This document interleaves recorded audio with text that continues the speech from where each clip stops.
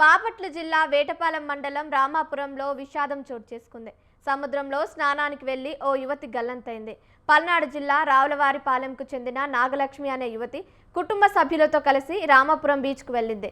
ఈ క్రమంలో సముద్రంలో స్నానం చేస్తుండగా ఒక్కసారిగా అలలు ఎగిసిపడ్డాయి. అలల దాటికి యువతి కొట్టుకుపోయింది.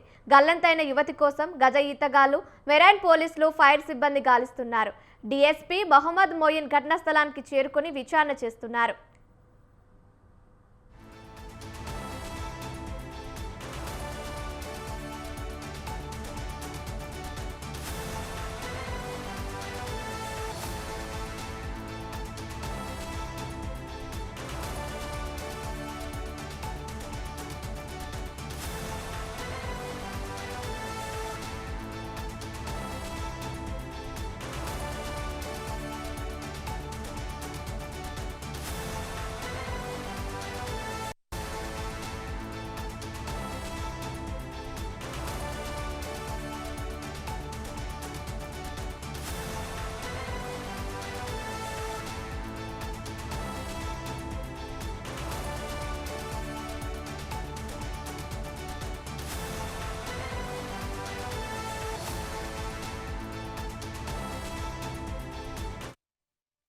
బాపట్ల జిల్లా వేటపాలెం మండలం రామాపురంలో విషాదం చోటు చేసుకుంది.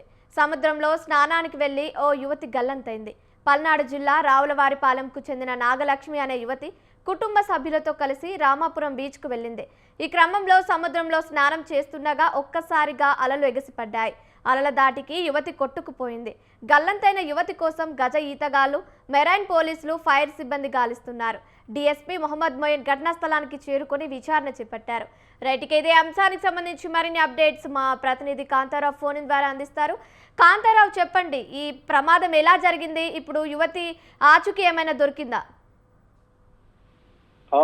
కావ్య, ఇది బాపట్ల జిల్లా వేటపాలెం మండలం రామాపురంలో అయితే విషాద ఘటన చోటు చేసుకుందని చెప్పుకోవచ్చు.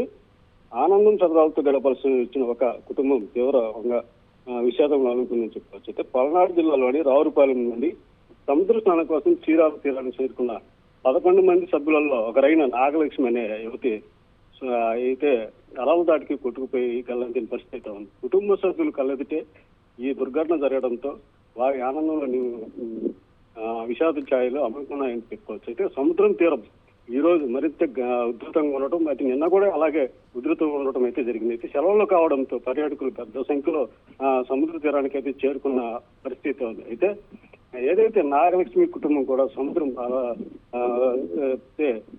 సముద్రంలో ఆడుకోవడానికి అయితే వెళ్ళడం అయితే జరిగింది. అయితే ఈ సముద్రం అలల ఉధృతి ఒక్కసారి పెరగడం, అలాగే అలలు భిన్నంగా అనూహ్యంగా పెద్ద పెద్ద అలలు తీరాన్ని తాగడం అయితే జరుగుతుంది. అయితే ఈ అలలు దాటికి తట్టుకోలేక నాగలక్ష్మి సముద్రం లోపలికి వెళ్ళడం అయితే జరిగింది. ఆమెను కాపాడేందుకు కుటుంబ సభ్యులు ఎంత ప్రయత్నించినా అలలు ఉధృతి ముందు వారి ప్రయత్నాలు అయితే విఫలమయ్యాయని చెప్పుకోవచ్చు.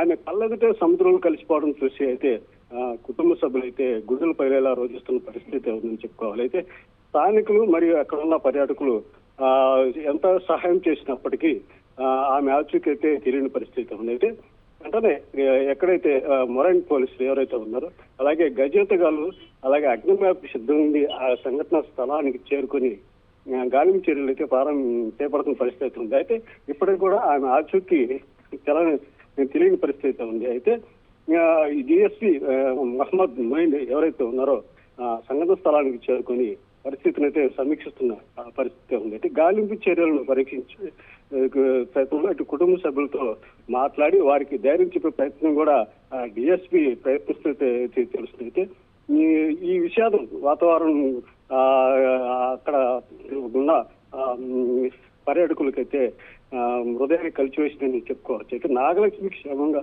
రావాలని కోరుకుంటున్నప్పటికీ 2 రోజుల నుంచి నిన్న జరిగిన ఈ సంఘటనతో ఆమె పూర్తిగా అయితే మృతి చెంది ఉంటుందని చెప్పేసి ఇటు బంధువులు భావిస్తున్న పరిస్థితి ఉంది. అయితే సముద్రంలో గల్లంతైన యువతి ఆచూకీ లభ్యమయ్యే వరకు గాలింపులు కొనసాగుతుందని అధికారులతో స్పష్టంగా చెప్తున్న పరిస్థితి ఉంది. అయితే సముద్ర తీరంలో పటిష్టమైన భద్రతా చర్యలు తీసుకోవాల్సిన అవసరం అయితే ఎంతో ఉందని అయితే ఇటు అధికారులు గుర్తించాల్సిన అవసరం అయితే ఉంది. అయితే సముద్ర స్నానానికి వెళ్ళేటప్పుడు మరింత జాగ్రత్తగా ఉండాలి. అలాగే ముఖ్యంగా అలల ఉధృతి ఎక్కువగా ఉన్నప్పుడు అప్రమత్తంగా ఉండాలని చెప్పేసి అధికారులు కూడా హెచ్చరిస్తున్న పరిస్థితి ఉంది. అయితే ఈ ఈ సంఘటన తీర ప్రాంత వాసులు మనసులో చెరగని ముద్ర వేసిందని చెప్పుకోవాలి. అయితే నాగలక్ష్మి కుటుంబ సభ్యులు ఆవేదన చూసి అందరూ చలించిపోతున్న పరిస్థితి ఉంది.